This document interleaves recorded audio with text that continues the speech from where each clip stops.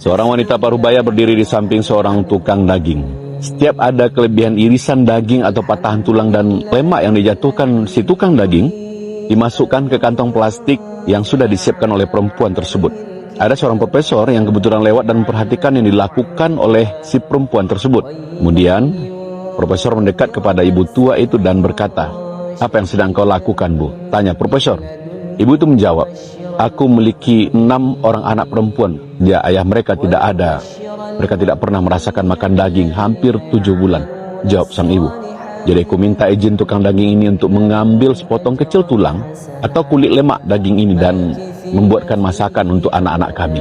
Sang profesor sangat tersentuh dengan ucapan sang ibu. Kemudian bertanya lagi, "Tolong beritahu saya berapa banyak daging yang Anda butuhkan?" Dengan suara bergetar, sang ibu tadi menjawab, "Setengah kilo sudah lebih dari cukup, Pak."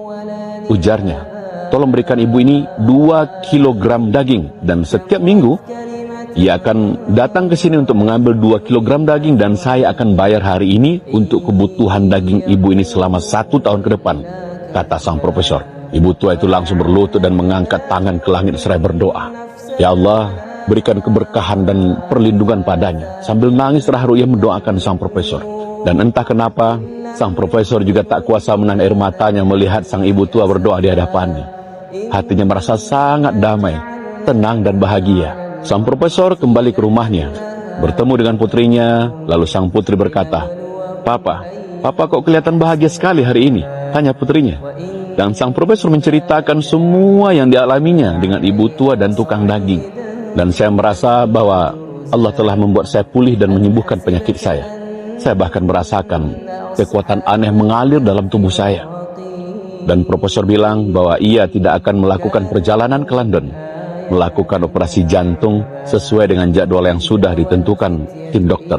Namun, keluarganya bersikeras bahwa ia harus berangkat ke London untuk operasi jantung. Lalu sang profesor tiba-tiba saja menangis seolah-olah ia tak pernah menangis seperti itu dalam hidupnya, karena ia tidak tahu bagaimana kondisi setelah dioperasi. Sampai di London, sang profesor berada di rumah sakit dan dibersamai oleh tim medis yang sama yang pernah memeriksa kasus penyakitnya selama ini.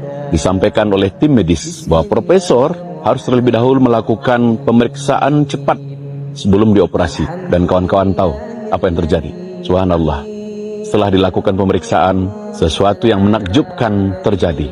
Para dokter bergumam, "Periksa ulang ia, pindai sekali lagi, bawa file-file lamanya ke sini," ujar dokter kepada tim medisnya.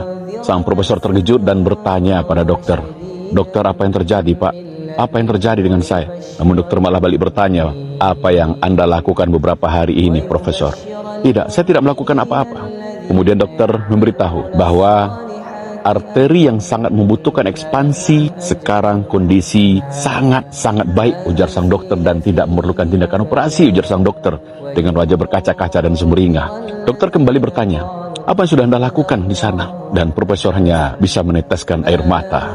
Dengan suara berat dan tertahan, sang profesor menjawab, "Aku hanya memiliki perdagangan yang tulus dengan Allah Subhanahu wa Ta'ala," sambil menyeka air matanya. Kawan-kawan, apa yang tidak mungkin dalam hidup kita? Ketika Allah mengatakan kun, maka pasti fayakun. Maka jangan sekali-kali pernah berpikir panjang untuk melakukan kebaikan, apapun itu. Maka keajaiban akan terjadi dalam hidup Anda. Semoga menginspirasi. Assalamualaikum warahmatullahi wabarakatuh.